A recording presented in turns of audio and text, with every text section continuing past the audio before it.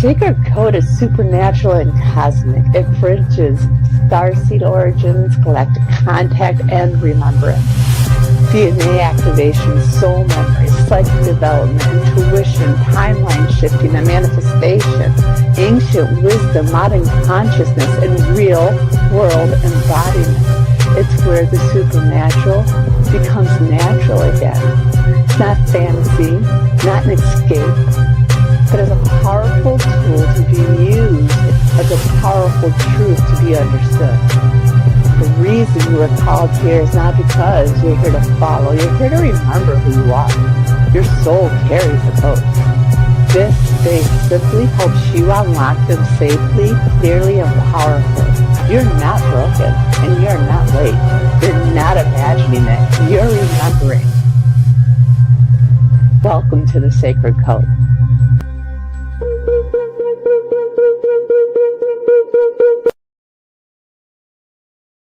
The dark night of the soul isn't punishment, it's initiation. It's the moment when everything that once gave you meaning just goes quiet. The beliefs don't comfort you anymore, the identities don't fit, old dreams lose their charge, and the world you built carefully and very bravely suddenly just feels hollow. It's not because you failed, it's simply because you outgrew it. The dark night arrives when the soul is ready to be stripped of illusion, not to break you, but to free you. It takes away what's false, borrowed, performative, inherited, and it removes the masks that you didn't know you were wearing. It dissolves the old stories you told yourself just to survive. And it hurts.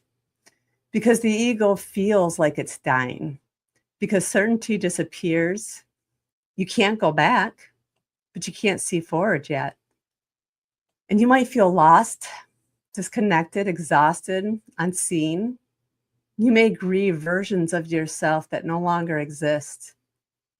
You may question God, purpose, love, even your own worth. But underneath all of that, something holy is happening. The dark night is the soul returning to its truth.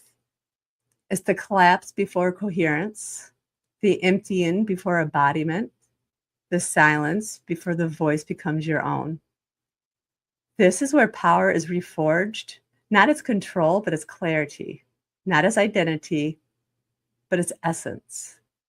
And one day, quietly, you just notice that you don't need the old answers anymore, that you're not afraid of the dark, that you trust yourself, that you feel real, because you didn't lose your light.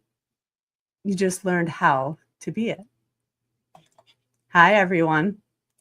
How are you guys doing? Hey. Hi, Mary. Hi, Jen. Hello. I was just looking for a link to share to my followers. I couldn't find one. Okay. It's on my my Facebook wall. Okay. And I did tag you and Mary both in it. Oh, you did? Okay. And we're also, for those who might be listening and can't find us elsewhere, we're also on YouTube, Mystical Awakenings Broadcast with a V. Nice. Okay. So I want to start with thank you, Jen, for being here with us. Thank you. Yes. We haven't seen you since Michigan UFO Contact, and I've been so excited today to be able to spend some time with you. I'm excited to be here. Thanks for having me. Yes. I'm in Texas right now, so I'm in the South. Where it's a little bit warmer than where we are. It is going to be like 70. She's trying to rub it in. It's been cold here, though. I got here and it was 40. Right. Yeah, for Texas, that's very cold. Yes. I only brought one sweatshirt and I didn't bring any winter hats. So yesterday I had to go buy one because we're going camping this weekend and it's going to be like 30 something degrees at night. Yeah, that's almost like being home, isn't it? Well, no, it's below zero at home. True. Yeah. Yeah. And there's snow. So there's no snow here. Oh, well, that's a good thing. Yes. I know some of the southern states have snow, so I'm glad Yes. Texas does not. Yes. So you and Mary had a discussion that kind of kicked this whole show off. So I'm just going to let you guys talk about that. Um, I'm very intrigued. I've heard some of it, so I was trying to remember which thing started that. And I think it all started with a post that like it was like the biggest battle I ever had to fight was myself. And you reached out to me in Messenger and you said that hit home. And so you said, go check out my post. And it was Okay. it did make sense, especially when we were talking, before the show, that there's so many people who are going through things like this and then get stuck with this diagnosis of mental illness when it wasn't that in the first place. And then that's just who they identify for the rest of their lives when there's different options. And you had an amazing story connected with that. Okay. So how that started was when in the 90s, I had a really bad anxiety disorder. I was working in an office and I was having an increasingly hard time leaving my house. I just had a severe anxiety disorder, panic disorder, and then I got diagnosed with agoraphobia. So I was afraid to leave my house. In the end, I walked out of my office and I never went back. I couldn't get out of my house. I was literally imprisoned by my fear in my house. I would walk outside my door and I would have a panic attack that felt like a heart attack. I would hyperventilate. I would have chest pain. I thought I was dying for sure if I took one more step further from my house. I completely lost myself to this extreme fear. And so there I was at home and I had to start working a job from home. So I started doing like daycare so that I didn't have to leave. And in 1998, I got internet, the dial-up. And so I was online playing Scrabble with a lady from somewhere. I didn't even know where. And she started chatting with me. And she says, what do you do? And I said, well, I'm at home now because I'm stuck here. And I told her I had panic disorder with agoraphobia. She says, oh, I used to have that. And I said, what do you mean you used to have that? To me, that was the biggest thing in the world. I didn't think you could get past it. It was so big and I didn't think you could beat it. And she says, oh yeah, I beat that. And I'm stronger now than I ever was before. And her words just hit me. It hit me so hard. Like, really? You can beat this? I didn't think it was possible before I met her. And I don't even know her name. I don't even know how to reach out and say thank you to her for making that become a possibility in my reality. But after I met her and heard the things that she shared with me, I started to go to counseling, and I'd have to have someone who I was very close to take me because I wouldn't leave the house alone. And so I started going to this counseling, and really hard I worked at trying to beat that. And in that process, I learned how to fight my fears and how to stand up and face those fears until they were gone. And I started doing that little bit by little bit, but there were so many of them. It took me 2 years to get out of my house again. And the things that I had to do, she would give me assignments. So one of my first assignments was drive to the gas station by yourself and then drive home. That was a big deal. Get in your car and drive to the gas station. It's like, whoa. So then the next one was get in your car and drive to the gas station, walk into the gas station, stand there for 3 seconds and leave. Oh, big deal. I mean, this sounds like really strange, right? The next assignment was drive to the gas station, get out of your car, go inside, buy a pack of gum. I mean, these were my assignments, my homework assignments. So that's how bad it was, that this was a really big, hard thing for me to do. But through that, I learned how to fight my fears and to challenge them and to always challenge them. And it became like a process that I was automatically challenging my fears after a while, right? I would stop my anxious, fearful thoughts and I would analyze, that's a fear, and I would rewrite my thought into something more positive, the opposite. And I had to do that for every single thought that I was having. Now, these thoughts originate in the subconscious mind. So they're starting before you're even aware of them. And so you have to work on it really hard to get through that. And by the time I was considered to be better from panic disorder and agoraphobia, I still had fears in there, but I still kept automatically challenging them as the years went by. So we'll fast forward quite a few years. And I'm in my 30s at this point, and I'm going through what I call my massive spiritual awakening, right? And I've always been intuitive. I've always known things ahead of time, but I always fought it. I didn't want it. I didn't want to be weird or strange or, so I was always fighting it. But at this point, I was allowing it to happen and just embracing it because I learned how to do Reiki, and it just helped me with that so much. And so now I started going through what I call limbo. And so through hindsight, I can assess what was happening to me at the time, but at the time I had no clue. And I am part Native American. I'm an enrolled tribal member at the Red Lake Band of Chippewa Indians in northern Minnesota. And I had my Native elder, my Wet'en, he was there to guide me through things that I was not sure about. He was also a mental health professional. So I felt like I was getting really good advice when I was not sure if I was okay or not. But so I'm going through my spiritual awakening. And through that process, I realized after the fact that I was encountering fear barriers that were what I call foundational fear barriers, things that became fears for me at the beginning when I was just a very small child, and all the other fears were built on top of them. So because of them.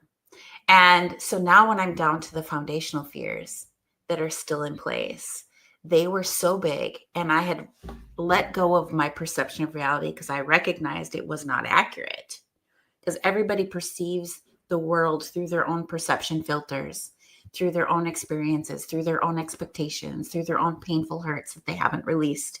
And so I realized that my perception of reality was not correct. So I let go of it, and I stepped into what I call the limbo space. And in that space, it's kind of like Alice in Wonderland. Everything's kind of creepy, but kind of cool. And there's weird stuff going on there. And it's the kind, you know what I'm talking about. It's kind of scary, kind of cool. There's a lot of stuff going on that you've never seen before. And in the real world aspect of that, there's a lot of psychic information that comes through there that isn't normally available. It's a lot more in your face. But then that's also where your fears come to life. In front of your face, in the real world, right in front of you. And it feels super weird. I'm going to tell you one of the experiences that I had so you can understand it. I was a massage therapist. I worked from home. I had an office built onto the front of my house. And I had a new client come in, and he had the most beautiful blue eyes. They were like an ocean. I'd never seen eyes like that before. And I was sure they must be contact lenses, and I wanted to get them. So I'm like, pen and paper, what kind of contacts are those? I'm totally ordering them. And he said, these aren't contacts. These are my real eyes. I'm like, no way. Are your eyes that color? I've never seen eyes that color before. And so I look really close, and sure enough, he wasn't wearing contacts. I was just like, wow, that's beautiful. So he gets on my table and he falls asleep. And I normally work with my eyes closed, but when I'm working on their face or their head, and their shoulders, I open my eyes so I don't poke them somewhere. And so I open my eyes and I look down at him, and his face morphed into what looked like a demon. And I was scared to death. But he's snoring, so he's asleep. And so I was like, okay, he's here. Is he here for me? Am I in trouble? Is he here to get me? All these thoughts were going through my head, very fearful thoughts, right? And I was like, oh, he's sleeping. I'll just pretend like I didn't see him. I'll just pretend like I don't know. And so I just finished him up and scooted him out the door as quick as possible, right? Then I called my elder and I was like, help, help, help. This guy was just here. And his face morphed into a demon, and I pretended I didn't see him. And he said, don't worry about him. He cannot hurt you. And I'm just like, but are they coming for me now? I mean, what's going on? Are they coming for me? And he's like, They cannot hurt you. Do not be afraid of them. And he always said this to me when I would reach a fear barrier, always, because I would always end up on the phone with him, help, help, help. and he said, I know that this is hard for you, but because this is hard for you, it's going to be easier for everybody else. You just have to keep going. Do not fear it. Do not fear it. They cannot hurt you, right? So because I was a Reiki master teacher at that point, I would just fill myself with energy and push that out from me and refuse to fear it. And the way it felt was like if you were tiny into those plastic bubble wrap bubbles. If you were in a plastic bubble wrap bubble and somebody started squeezing it, and it was right before it was going to pop, the pressure inside that bubble was intense. The pressure, everything just got worse. Everything was super scary. Everything was super real. Everything was like, I'm going to die if I do one more thing. Those were the thoughts that were going on in my head. And as soon as I stopped fearing it, it was like the plastic in the bubble was begging me for more fear. Feed me more fear. Feed me more strength. And when I refused to do that, and I just did Reiki and sent love out from me in every direction, it was like the bubble popped and it literally went snap. And the power and the energy just flowed right into me. Everything just was all better all of a sudden. Everything became brighter. The room got brighter. Colors became more vibrant. People were nicer. My entire perception of reality changed from that moment on. It was better. It got better from that moment on. And that was what I now call a fear barrier. I went through quite a few of them. They were never the same. Never the same. I experienced that for all of 10 or 15 minutes and it never happened again. My elder never told me that that guy's not a demon. He never said that to me. We never had that conversation. But through thinking about it after the fact, through going through all the different barriers, I realized that was my fear come to life. That was my fear come to life and trying to back me away from the door into my new perception of reality, right? It was trying to scare me away from that door. Mm-hmm. Now, after going through quite a few fear barriers, and they were all different, every single one of them was a different fear. Every single one of them was different. That was the only time I ever saw somebody morph into a demon, and I never saw it happen again. Had I gone and told a mental health professional off the reservation that this is what I saw, what would have happened to me? My elder, who was a mental health professional on the reservation, told me, don't tell anybody else. Don't tell anybody else this. They won't understand. And I said, do you understand? Have you seen this? And he said, not that exactly, but enough the things the same that I know exactly what you're going through. And just don't fear it. Just keep going and don't tell anybody else. And because he knew if I told somebody else, I would get diagnosed with something pretty bad. And if I believed that diagnosis, I would stay there in that place. Mm-hmm. And when I had these realizations after I'd gone through all these fear barriers, and I realized that the possibility that the majority, if not all of the people who are, in quotes, mentally ill, are perhaps just stuck in that limbo place. And they got diagnosed and they believed their diagnosis, so they couldn't choose a new door. They couldn't face their fears. They kept running away from them. And they stayed in that perception of reality, which to me, I just started crying because I was like, that was the scariest thing ever. Right. That was the scariest thing ever. And it was all happening inside of me. It was completely within inside of me. And I didn't understand that at the time. He couldn't have told me that that wasn't real. That wouldn't have gone okay for me. He just told me that it couldn't hurt me and that I had to stand up against it and not fear it. And that's how I got through that. And through every barrier after the fact. There was one thing that always stayed constant through every barrier. I always felt like if I did one more movement forward, I would die. I always felt that. And I just always felt that. And at one point when I went through a fear barrier, I felt my body lighten and I felt like I was leaving my body. I thought for sure I was going to die. So I ran into my office because my kids were coming home soon and I didn't want them to find my body. because it literally felt like I was leaving my body. I'm like, oh my gosh, I don't want my kids to find me on the floor. And Yeah. yeah, Oh, yeah. So, I mean, so through this process, I started developing an idea about what happens with people who are mentally ill. And I started talking to clients of mine who were mental health professionals. Anytime I got in the vicinity of a mental health professional, I started asking them questions like, why do you counsel people like this? Why do you dig down to their childhood? Why don't you just go for the bottom? If they are like the Leaning Tower of Pisa, the tower that got built, that it was crooked, obviously the foundation was wrong. If you could just find out where that foundation was wrong and give it a swift kick, if you could adjust it, perhaps the rest of the building would adjust on top of it. Perhaps it would be what you need. And I said, why don't you go straight for what's wrong at the bottom? And she said, we don't know what's wrong at the bottom, Jen. That's why we have to keep digging. I'm like, what do you mean you don't know? It's pretty easy to see it.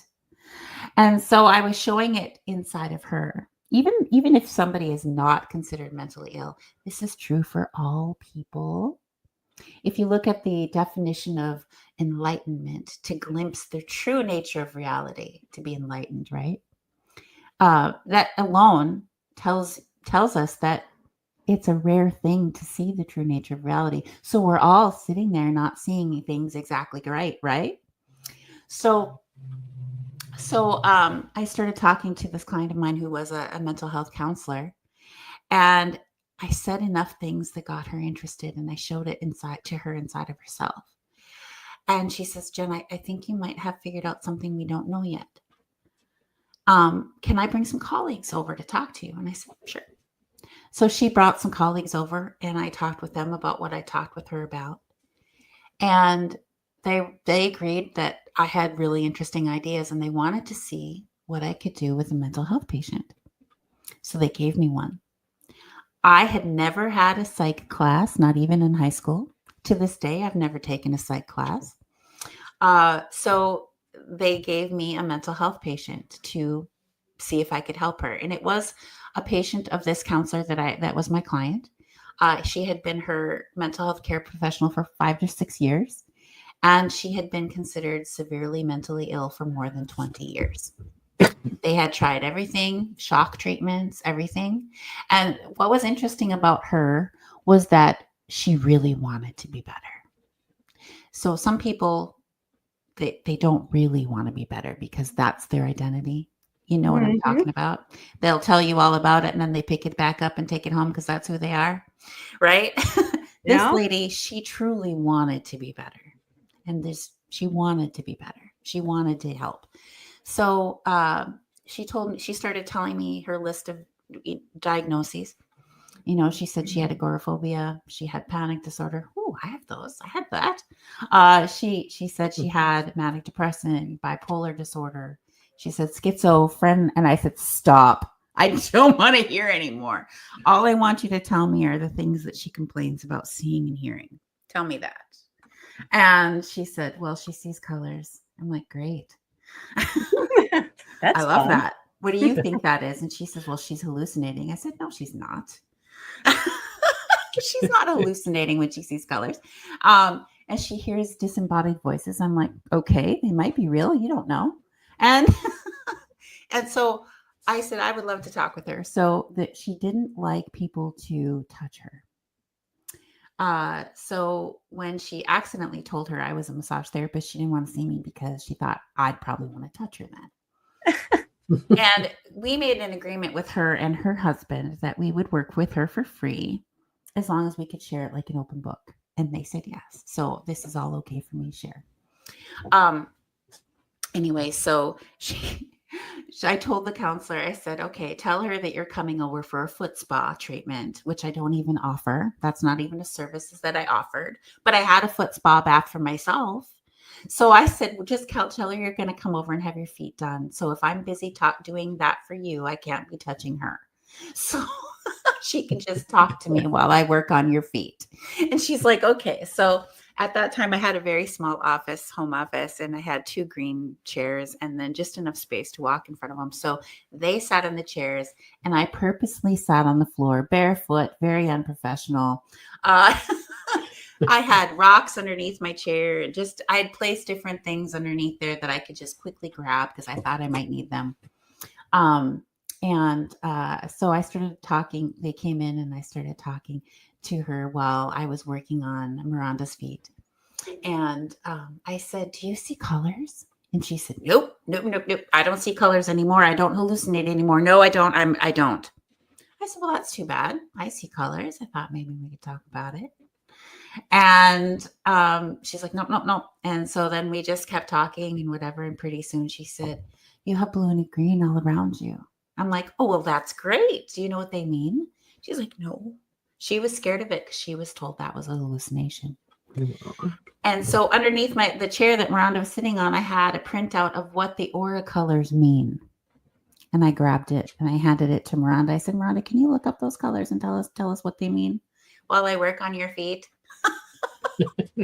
And so they had different colors of blue and different colors of green. So she showed it to her and she says, "Can you pick out which colors they were?" And so she did. And so she started reading what those colors meant. And Miranda says, "Well, I know, Jen, that describes her perfectly.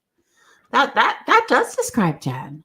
And I said, "See, that's a real thing that you're seeing. It's not a hallucination. Do not be afraid of it." And I told her that this is a good thing. It tells you more about people without having to get real close to them. If someone's a bad person, you're going to see it. You don't even have to get close. You're always safe, my girl.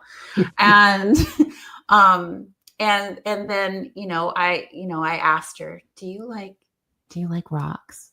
And she's like, "Yeah, I like rocks a lot." And so I grabbed out my box of rocks from underneath the chair. I'm like, "These are my rocks that I found. Do you want to see them?" She's like, "Yeah." And we did all this play stuff, but in the process I was showing her about feeling energy of this and feeling energy of that, and talking about all the different things that she was told were part of her mental illness, but was just really psychic information that they didn't understand, right? And then we started encountering fear stuff because she was in that limbo place. And so the way that she describes what happened is she says that she was in her own little world for 20 years and she was stuck in there. She says, "Jen walked in there, held my hand, and we walked out of there together." And because I told her, this is real, this is what it means. It's a good thing. Don't be scared of it. And that's a fear. Does that make you feel scared? It does. Well, that's a fear. Throw it away. Throw it away. It's lying to you. It's hiding something good from you. Throw it away. She was the easiest person I ever helped. She was the easiest person I ever helped. And I couldn't figure out why this was working so fast. But then it hit me. She's been considered severely mentally ill for more than 20 years. For more than 20 years, she believed she could not trust her own perception of reality. She believed she was mentally ill. So when I told her that's not real, throw it away, she did. She didn't fight it. Wow. She's like, "Okay, it's not real." Boom, it's gone. And we just ran. We ran through her limbo and we ran out the other side. And it wasn't like one set. Each session we did was 3 hours long. I think it was the first session, the counselor started crying spontaneously quite a few times. And we would just look at her and, "Why are you crying?" And she's like, "It's working." It's working. And by the end of the first session, the patient jumped out of her chair and tackled me to hug me. And the counselors just started bawling. "Oh my God. Oh my God. You're touching her. You're touching her. It took me 5 years for her to let her hug her." And even then she was like cringing, allowing it to happen. But she leaped out of her chair. I didn't ask her for a hug. She leaped out of her chair to embrace me because she was so happy that somebody was finally with her that understood her and she was going to get help for the first time. And so every Tuesday we met for 3 hours and we did this. By the third session, I had said, "Bring your husband in." She was struggling at home because she was changing so fast and they didn't know how to change with her. They couldn't fathom that she could do these things now that she couldn't do before. And so I said, "Bring your husband in." And so the third session, she brought her husband in and I had him sitting there. I'm still on the floor. I'm always on the floor. So she comes in, she slips her shoes off and I grab her toes because I also do reflexology. I would always check her brain points on her toes, right? I was pinching her toes and working on her toes. And I'm talking to her husband, and I notice he's not listening to me. He's got his eyes locked on my hands. And so I put my head way down where my hands were, and I said, "Hey, I'm talking to you, buddy. I'm over here. Are you listening? I need you to listen to me right now. What's going on?" And he's like, "You're touching her." I'm like, "Yeah." He goes, "You're touching her." I'm like, "Yeah." He goes, "I don't get to touch her. Why do you get to touch her?" And she says, "Oh, it's just Jen. She touches me all the time." He's like, "What?" He couldn't even hear me. He was just locked in on you touching her. And so I'm like, well, this is the deal. We're working on this and we're fixing it. So this is going to be part of the changes that are happening. And we need you to flow with that because she is getting better. It's going to happen fast. It is happening fast. And I need you to work with that with her and with the kids so that you're not holding her back when she's changing. And, when we were done, it was amazing. The counselor said, "You fixed the hardest patient I ever had." And we do not use the word fixed in my profession. And she says, "You fixed her." And she was supposed to write up a mental health case study so they could publish the findings of what they've discovered. After the first session, she started videotaping it because she said it was happening too fast. She didn't know what was happening. Even with the video, she didn't understand what I was doing. She couldn't. And I was like, this is the simplest thing ever. Why don't you understand? My hope was that if I was correct, if I could help people that were considered seriously mentally ill, if I could help them come out of that place, if they were in fact in limbo, if I could help them out of that place, that I could teach counselors all over the world to do it. And they are already helping these people, that they could help these people. That was my hope. That was my intention, that if I was right, that that's what we could do. And I discovered that mental health professionals don't understand what I was doing at all. And for me, what I thought was super obvious and easy, I think was probably psychic information that they just don't know. And so it didn't go where we thought. She wrote up the medical study quite a few times, and I read it and I said, "That's not right. That's not what was happening. That's not what I did." But she's like, "I don't understand what you did. I watched it. I see that it worked. You fixed her. I just don't understand what you did. I don't understand how that happened." And she could never figure it out. So that was sad. We didn't get to go where we wanted to go with that. Because I'm like, all these people are already getting mental health care. It would be so easy, right? That was what I was really hoping. And all of a sudden, what my elder used to say to me, and he used to say, "I know this is hard for you, but because it's hard for you, it's going to be easier for everybody else." And I used to get so mad at him. I'm like, what does that mean? What does that mean? And, after the fact, when I started helping this patient, I was like, I get it. I get it now. It'll be easier for everybody else. It was hard for me, but it doesn't have to be that hard for everybody else. It doesn't have to be. So, I mean, if you want to call that part of ascension, what would you call that, Mary or Deb?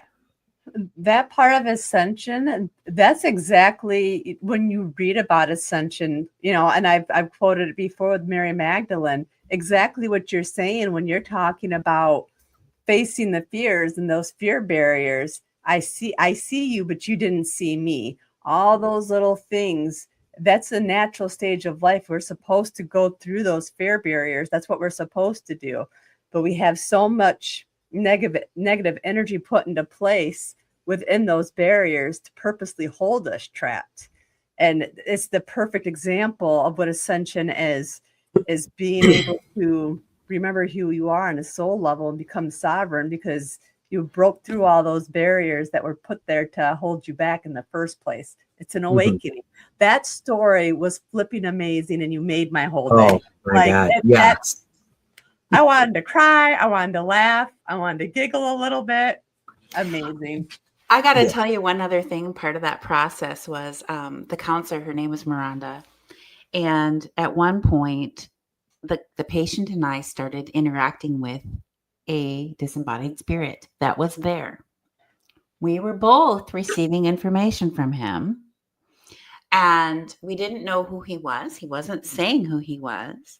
but we were both receiving information from him, and we were both saying what we were getting. And Miranda knew who it was, and she didn't tell us. So every time we got together, she asked us more about that spirit, and we would tap into him and we would give her more information. Both of us were interacting with him. It was a real spirit, it wasn't. And she was just like, and I think it was after the second or third time we interacted with that male spirit, Miranda told me privately that is her brother who committed suicide.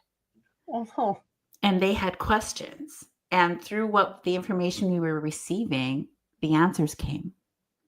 And she said before one of our sessions, if this is really him, I want you to show me this picture. And she had one picture of him. It was a senior picture. He was laying, back in the day when they would lay with their leg up, and he was wearing a peach colored shirt. She said, I want you to show me this picture, show that to them so that they tell me about it. And the patient, she said, I don't know why he's standing like this, but he's got his one foot up on his knee and he's like this, and he's got a peach shirt on, and Miranda just started bawling. Because she had said, if that's really you, show them this picture. And it made her a believer. She wasn't a believer in that stuff before. It made her a believer because we were interacting with her brother. And she wasn't verbalizing the questions that she had out loud. She was just asking through spirit. And the answers were coming to the patient and I. And we were telling her what we were receiving. And they were the answers to her questions that she never told us she had. And I love this. Yeah. So, I say in that limbo place, there's a lot of psychic information there, even for people who haven't tapped into that before. It's there. It's real stuff. Mhm. And then you have to weed out the differences between what is real psychic information and what is fear come to life in your face. And it is very real. It feels very real. And it's very scary. And I always say, if everything gets worse all of a sudden, everything's all around, if the pressure is on all of a sudden, you're probably standing at a barrier. You're probably right there in front of a door. I had another patient who I knew his wife was a client of mine. And he had mental illness. He had really bad bipolar disorder, depression. And he took off. He stopped taking his meds. He took off. They couldn't find him. They found him in another state living on the street, and he was stuttering. He couldn't hold a sentence, and he was just terrified. And somebody found him and looked in his wallet and called to find her. And so she's like, yeah, that's my husband. We've been looking for him. And so she got him home, and he was seeing mental health professionals. They couldn't get him to stop stuttering, or he looked terrified, big black circles under his eyes. He just awful. And she called me. She's like, Jen, I know you did that work with that patient. Do you think you could see my husband? Do you think maybe you could try it with him?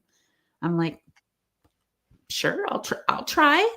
If you want me to try, I'll try. I can't guarantee anything. I mean, I've only done it one time. And so she brought him over. Again, I sat on the floor, barefoot, all kinds of unprofessional. The process was to be everything but a mental health professional, what they would perceive. I would never write anything down, didn't even have paper. I was playful, everything that was not what they would expect, right? And he was a little different, and every person is a little different. He felt inside that he was so far gone that no one on earth could possibly help him. And when he looked at me, he said, do you believe in fairies? I said, of course I believe in fairies. And he's like, oh, and you could just see the relief come over him. And then he's still looking at me. And then a little bit later, he's like, are you aware that you have fairy wings? And I'm like, don't tell anybody, okay? And I winked at him. And he's like, you could see the relief coming over him again. And then pretty soon he says, you have a fairy crown.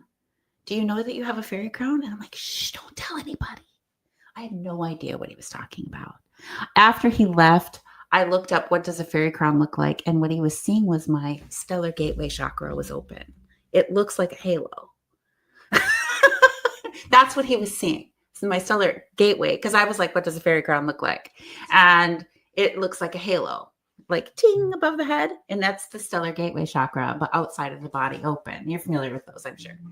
So that's what he was saying. And he was seeing my aura was looking like wings. And so, but to him, he was seeing somebody who was extra, who was extrasensory, who was magical, who could maybe help him. And through that, I was able to help him. I took him into my massage room. I laid him on the table. And his wife just was right outside the door. And he was laying face up on the table. And he's said he was seeing all darkness everywhere. And so I closed my eyes and I could see what he was seeing. And I said, I see a door. I see light coming through the edges of the door. Do you see the door? He's like, yeah. I said, go over to the door. He's like, I can't. And he's like, I can't. I'm scared. And I just grabbed a hold of him with both of my arms, like down his arms. I grabbed him real tight, like a hug almost. And I had my face right in his ear. I was talking right in his ear. And I said, go over to the door. I'm right here with you. You're not alone. There's nothing to be afraid of. I'm right here. I've got you. And I'm right here with you. You don't have to be afraid. Go over to the door. He's like, no. And he's hyperventilating. And I had already explained to him, being inside that bubble, how everything gets really worse all of a sudden. And it's so bad. But if you just don't fear it and you just go, it'll pop and you'll be okay. Everything will be better. And I had already told him that. And I just kept saying, open the door. Open the door. And he's like, no. And all of a sudden he went, because he opened the door. And all of that energy and that power was flowing into him. And the fear was completely gone. And he sat up. He said, holy shit. When we opened to my room and his wife saw him, his black circles were gone. He was standing up straight. He was no longer stuttering, and he was him again. So he was stuck in that limbo place. Mm-hmm. And he didn't think anyone human could help him. We never said, I might not be a fairy. I mean, maybe I am. But it doesn't matter.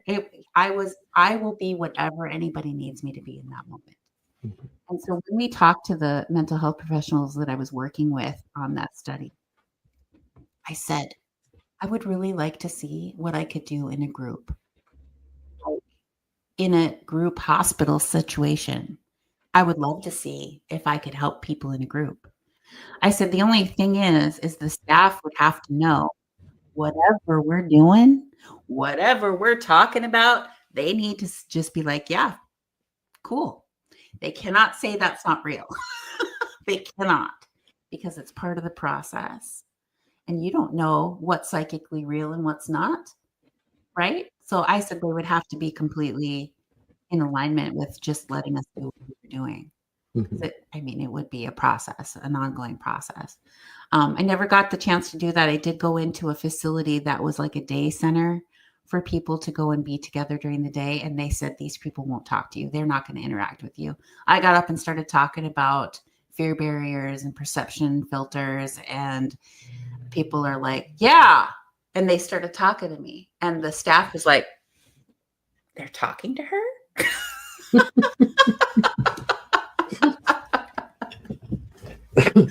And I said, when I went through this, my biggest complaint was, why did I have to wait so long?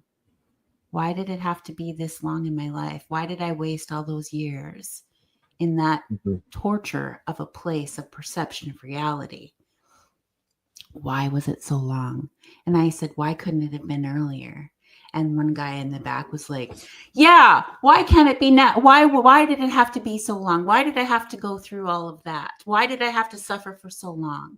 And I said, the fact that you're feeling that now means you don't have to suffer anymore. Right? You don't have to anymore. But the fact that they still think that they're mentally ill once they've gone through the barriers, that's the problem. Mm-hmm. And that was the problem that I had with the patient that I had, the one that we did the case study on. She telling her that she was completely fine was hard because she couldn't grasp the concept that she was completely fine now. So what I did was she didn't want to give up her Tuesday nights with me. She wanted to come be with me every Tuesday night for the rest of our lives. And, you know, that's just, I mean, as much as I love her and would love to spend time with her, I just couldn't keep doing that all the time. And she needed to know that she was okay. So I ended up deciding that I would open a group for my Reiki students because I teach Reiki. I opened a group for my Reiki students, and I decided to do what I call guided learning. And so rather than just allowing them to learn their own life lessons on their own with their Reiki, I started guiding them through lessons. And some of the things I discovered, lessons I discovered working with that patient, things that I called mirrors all around, that everyone is perceiving themselves all around them all the time. And you have to understand that everything that you see is an aspect of yourself. And so how do you deal with that? Things like that. Those were the kind of lessons we were doing. So I opened a group class for my Reiki students on Tuesday nights during the time I was supposed to be with the patient. And I said, I can't see you anymore unless you want to come to group. You can come to group. Come to group. I wanted her to come to group. And she resisted coming to group for a while. So I just kept doing my group. And eventually she came because she couldn't handle not seeing me. She wanted to see me. So she comes to group. And so she was very quiet. She observed a lot of what we were doing. She observed them. She was assessing all of them. And at the end of group, everybody would leave and she would stay, and I would ask her to assess the group. And she would go through each person and tell me what she thought they were struggling with and what they needed help with. And we were analyzing each person indirectly, like each one. This person is struggling with this and needs help with that. This one, this. And I'd say, okay, do you feel like you are mentally healthier than that person? Yeah. Oh, yeah. Okay, how about that one? Are you mentally healthier, in a better place than that one? Oh, definitely. I feel so sorry for her. She's got so long to go, so far to go. And we went through each person and I asked her to, compare her mental health to that person's mental health. And she was always way better. They always had ways to go. She felt sad for them that they weren't there yet. Okay, good. And so every time she came to group, we stayed after and we assessed each person in comparison to her. She self-assessed, told me what she thought of each person and where they were at and what they needed to do, and how she compared to them in her current mental health status. And so we did this for a while. And when she would get scared or whatever, and she'd call me from home, I would just redirect her and ask her to assess the group. Tell me about the group. What do you think about the group? And so I would always move us to talking about the group. And then eventually I said, I don't understand how you still think there's something wrong with you, because even you have assessed yourself as mentally healthier than everyone in our group. And they are all completely normal, average people who are not mentally ill. She's like, what? I said, they're not mental health patients. They're just normal people. And it was through that process that she had to discover, she self-assessed against all of them, that she was mentally healthier than all of them for quite some time before I threw that at her. And she was like, what? I'm like, none of them have been institutionalized. None of them are in mental health care. None of them. They're all normal people. And that's how normal people are. Everybody's struggling with something and they don't even know it. Everyone is punishing themselves and they don't even know it. And what people talk about, like, what is karma? What my tribe calls the sacred hoop or the sacred circle. Everything you send out grows and moves through the circle and comes back to you. It may not come back to you from the person you think it should come back from, but everything comes back to you from the circle. Everything you send out, everything you think, everything you feel, everything you expect, all of the things that you think all of those things you're sending out into the circle, and it comes back to you. It grows bigger and it comes back to you. And that's good and it's bad. So that's what they call karma. A lot of times when people talk about karma, they think only of the bad things. Their karma is going to catch up with them. Well, karma's good too. Karma has a good aspect to it too. Yeah. And so through the process of all of this, I started really studying the sacred hoop or the sacred circle or what people call karma. And I discovered that there are some aspects to that that I don't think that people understand. Because I had a friend who was always like, he's going to get his when karma comes back for him. And then she would complain that karma never came back for him. And I have this one story, and it was such an eye opener for me. She was my best friend. She was going through an awful divorce. Her husband was an alcoholic who had like at least 10 DUIs, but he never had a driver's license during any of that. And he was still not in prison for it.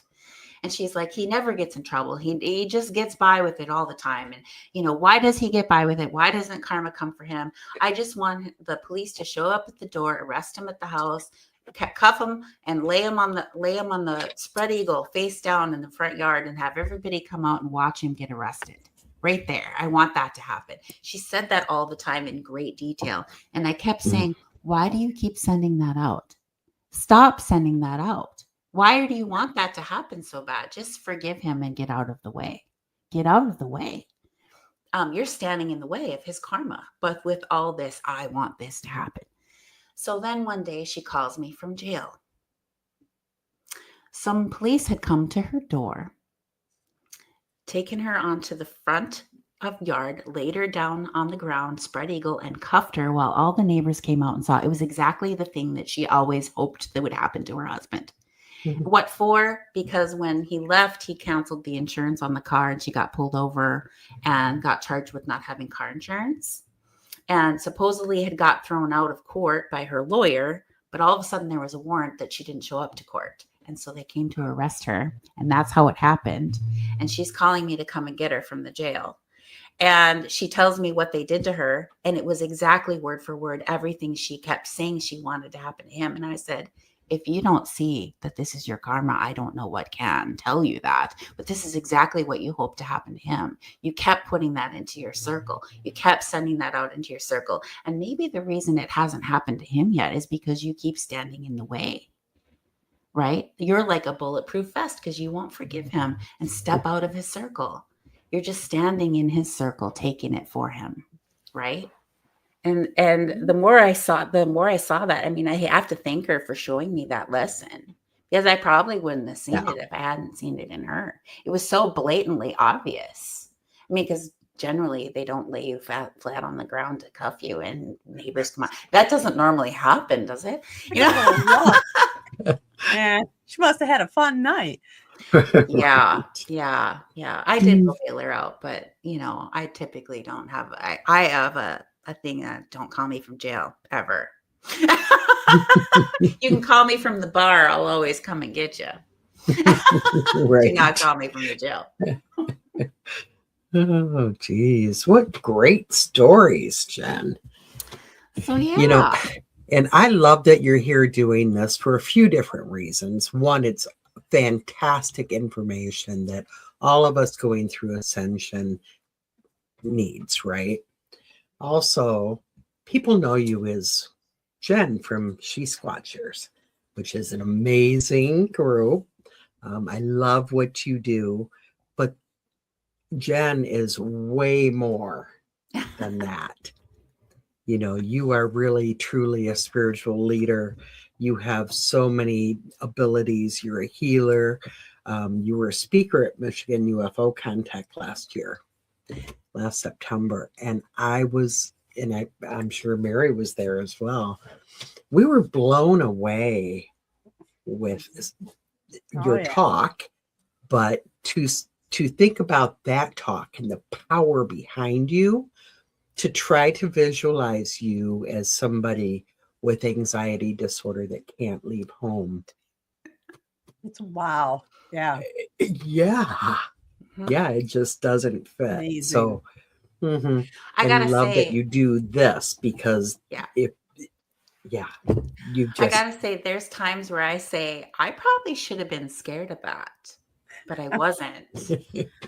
And I think about how far I've come. How far did I come? And then I say, there's people out there who have just anxiety. They just have anxiety. Mhm. and they just avoid the things they fear for their whole life, and they can get away with that because it's not paralyzing them, right? Now, Mhm. panic disorder is genetic. I don't know if you know that, but you have to have the No. gene for it. And then something, you have to go through a traumatic experience to break these things in your head. It's literally two brain mechanisms and something else, but it's the physical breaking of the fight or flight response. So it just automatically goes off, right? So, but you have to have the gene for it. So when I got diagnosed with it, the doctor said, well, who else in your family has this? I said, I've never even heard of this in my life. I don't know what you're talking about. He goes, well, there's somebody else in your family. I guarantee you. Maybe you don't know them. Maybe they've been in their house your whole life. So I went home and called my mom, and my mom said, oh yeah, my cousin Gloria. I'm like, who? She's like, yeah, you don't know her. She's in her house. She's been in her house. And she hadn't beat it. She didn't beat it. She's just stuck in her house. So, it's something that a traumatic experience has to happen in order to break that, but it is genetic. So everybody in the family has the gene. And so you have to reroute your thoughts around it, like retraining your brain and reformatting your brains. I've been studying the brain since the 90s because of this. And I say that most people can avoid their fears and get by. That doesn't paralyze them, and they are able to function, but they still have the fears. They just act like they don't have them, and they avoid the things that they fear. Mhm. But then there's the people who are paralyzed because it gets so bad. And we either have to give into it and surrender to it and live our life like that, trapped in those fears, or we have to stand and fight until we beat them. And then we come out the other side stronger than we've ever been. And it's so hard for me to remember that I couldn't even drive to the gas station to get a pack of gum without feeling like I was going to die. And now I'm out there. I've been 30 feet from a Bigfoot. Was not scared. Before I did Bigfoot, I was doing psychic work, and I was doing remote viewing for paranormal teams. Before they'd go to a location that was haunted, they'd ask me to look at it and tell them what I thought was going on there. And so I was doing that for homes that psychics were too scared to go to, because when they connected to it, it was something really big, bad, and scary that was there. And I was the one going into those places going, bring it. I'm not scared. Bring it. And something that came at me like a demon, because sometimes ghosts will pretend to be a demon. And I'd be like, whoa, honey, you must be really scared of me to be coming at me like that. What are you so scared of? And I wouldn't back down. I wouldn't run out the door. I wouldn't do any of that. And Good so, for you. again, I was doing things that I think back of where I started, and I'm like, wow, look how far I've come. I need to pat myself on the back because that was a lot of work. But, I hope by sharing the story of it, that it makes it possible to whoever's out there that's hearing it, that is maybe struggling with something similar, that they don't have to. It is something you can beat. It's not bigger than you. It's nothing outside of you. It's all within you. It's you. And you know what I discovered through the process too? A lot of the foundational fears that people have are things that they were taught or misunderstood when they were small children. So, and which was it? Were they taught that, or was it misunderstood? I don't know. But maybe it was something that even their parents misunderstood at small children, and it became a belief for them, and they passed it on. Where did it start? I'm not even sure. But for me, mine was a lot of the religion stuff was created fears that were foundational. One of my foundational fears that I had was that God was not pleased with the world. God was wrathful and judgmental and was 2 seconds away from destroying us all. That was a belief that I had in there. And it was a hard one to beat. That was a hard one. That was a hard one to beat. But, there is a process of, my native teaching says that you should walk the good red road. And when I'd ask, what is the good red road exactly? What is that? And my elder said, well, it's the longest and hardest road you'll ever walk. Some people never even start the journey to walk that road. Some people walk it their whole life and never get there. And some people walk it and they eventually do get there. But it is a very difficult and hard journey. But the walk is only really 18 inches long. It's the walk that goes out of your head and into your heart, right? Mm-hmm. And so in that process, he knew that one of my really deep fears was that God was displeased with the earth and was going to send an angel to destroy us. And he put me in a situation where he told me that was happening right now, unless I did this one thing that I didn't want to do.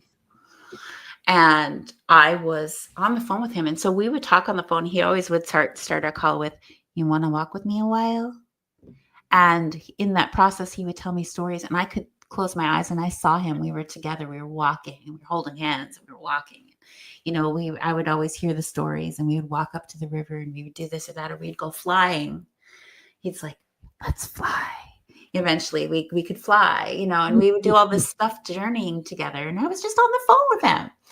And so he did this to me when I was on the phone, where he told me that this was happening. And unless I did this ceremony right now and had to do this thing, and I'm like, I don't want to do that. No, I don't want to do that. And do you want to hear what he did? What he told me was happening? Of course. Okay. So he told me that nobody's doing ceremonies anymore and God is mad. The Creator is mad. Nobody is doing their ceremonies anymore. So you have to do a sacrifice right now. You have to sacrifice your dog. I loved my dog, like to the moon and back. Like that was my baby. And I looked at her. She's looking at me. And I'm on the phone and I'm looking at her. And he's like, "You have to do it right now. There's an angel in the west. He's going to destroy the earth right now. If you don't do it right now, everybody's going to die." And I'm like, no, I can't. I don't know. I can't do that. He's like, "She's going to die anyway. You're going to die too. Everybody's going to die. You have to save us. You have to do it right now." I'm like, "No, I cannot do that. No. Mm-mm." And in my mind, I was like, "Oh my God, we're going to die," because that was a real fear that I had. And, you know, to me, it was a very real thing. And all of a sudden because I felt like I was pushed into a corner in a rock in a hard place. We're all going to die. You have to do it. You have to do it now. It's all up to you. And all of a sudden I felt like I went, whoop, and I was in my heart. I literally was there. And in that place, I had absolute knowing. There was absolutely zero fear. And I absolutely knew for 100% fact that would never happen in a million years. And I started screaming from here as I my consciousness came roaring up out of my chest. I was screaming at him, "That would never happen in a million years. What is wrong with you? Why would you want me to kill my dog?" And I was cussing and calling him names. I was pissed. And I'm like, "You sick man. What is wrong with you? You want me to kill my dog?" And I was scared of him in that moment. Like, who am I talking to? What kind of a person would want this? That would never happen in a million years. And I could see his face and he was smiling. And I said, "Why are you smiling?" And he said, "I knew you had that connection. I'm going to get out of your way now." Oh, And he hung up the I phone. have goosebumps. Uh-huh. And for 2 months, I was just upset that I was following this man who would want me to kill my dog, and I didn't understand what he did. And then I went to church with my husband one day, and they were talking about in the Bible when God said, "Could kill this son, blah, blah, blah, to show me that you're da, da, da." And I went,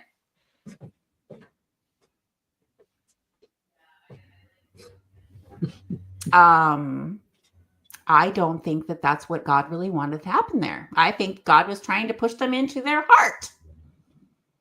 And maybe people weren't because they were saying you're children. And maybe some people did it and they didn't pass that test because they were supposed to be chased down into their heart. So the native teachings talk about the heart being a second brain. And they've been saying that all along. The heart is a second brain. And science is finally starting to catch up. They've discovered it's 80% neurological cells, and they actually believe that now memories are stored there. And the heart is giving more information to the brain than the brain is giving to the heart. They've discovered that. But the native teaching is the heart is the second brain. And the good red road walks out of your head and into your heart, and you live from this place here in the heart. The medicine wheel teachings are all about getting to the center and living from the heart. All of that is about that. And so I got to that heart place. And what was interesting is when I discovered what he had really done, what he was really doing with me in that process was breaking me of that fear and forcing me into my heart, that I went to him. I drove up to him. I had my mom in the car. I drove up and I walked up to him and I just started crying. And I said, I'm sorry. I'm sorry I yelled at you. I didn't understand what you were doing. And he started crying too. And he took me to the side and he was crying too. And we're both just blubbering away. And he said, you took me with you into your heart, because we were connected when that happened. Mm-hmm. And he said, no one has ever done that before. I've never experienced anything. It was the most beautiful thing. He said, when you shrunk into your heart, you took me with you. And my consciousness was inside of your heart. And he was crying. He's like, it's the most beautiful love I've ever felt in my life. He said, it was the most beautiful thing I've ever felt in my life. And he was so happy that I was back. And he said, I've never had that experience ever before. And that's why he was smiling. But yeah, so that's what that happened. But, through the whole process, you're just going along with whatever the person's fears are. Mm-hmm. And then he taught me the bones of native medicine is what he called it. Native medicine without all the ceremonies. And he says, how does it work underneath the ceremonies? What is it doing? And by teaching me that, he said, I want you to take these things, the bones of native medicine, and mix it with what you're already doing to help people. Mix it with that and help the people out there, because all of this, the ceremonies and all of that, that's something that's meant to be started as a small child to aid the stages of human development. And if it isn't done, then it's too late. So he said, now that you know how it works to aid in the stages of development, to become a human being, because the majority of the people on this planet are not human beings. They are human doings. They never developed into a human being.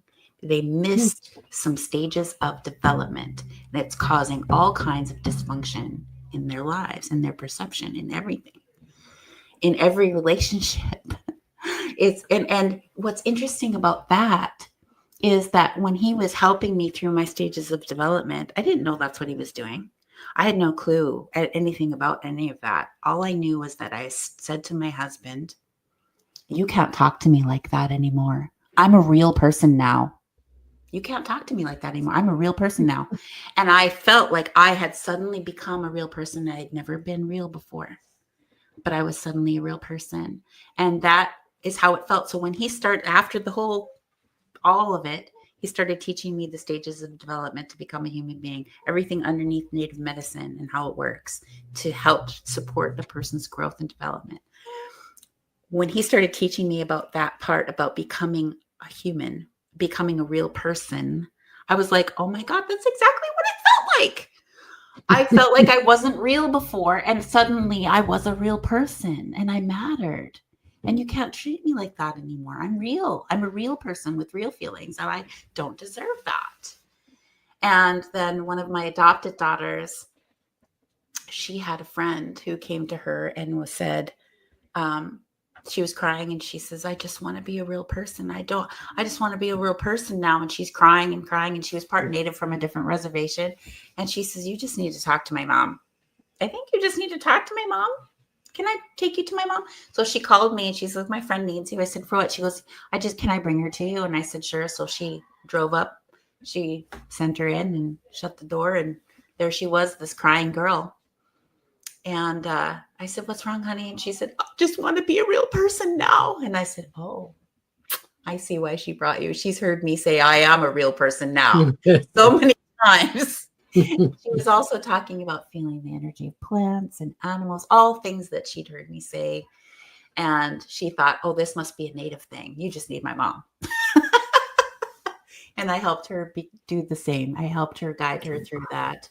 And I'm just going to say that my native elder guided me through the hardest times of my life.